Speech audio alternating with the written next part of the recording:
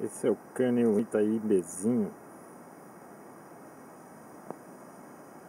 Cambará do Sul. Os maiores cânions da América do Sul, das Américas, né?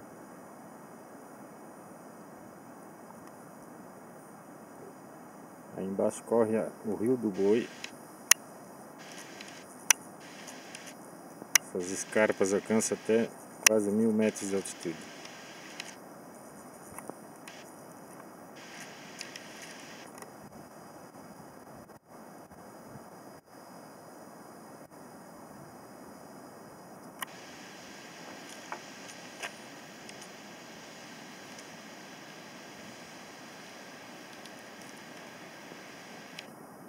Paredões de granito, aqui podemos ver formações geológicas interessantes.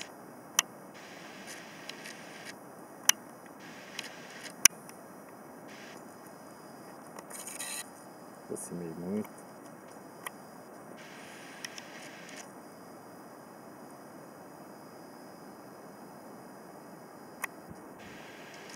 Aqui o Rio do Boi faz a curva.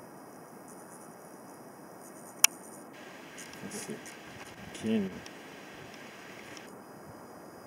vai sair na cidade de Praia Grande, Santa Catarina.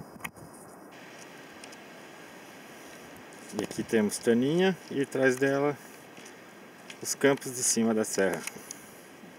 Beleza, Taninha? Beleza. Bonito? Bonito, lindo.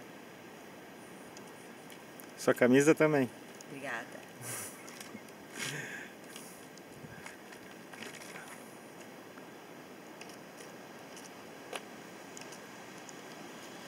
Ali temos a cachoeira da Andorinha, das Andorinhas. Ainda para o cenário ficar mais bonito ainda.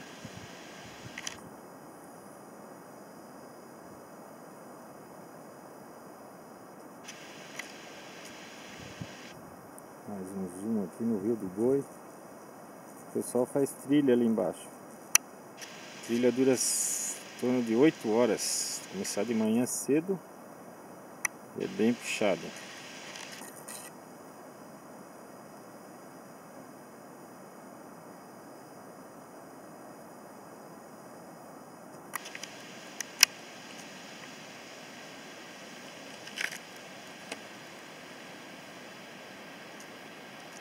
É isso aí.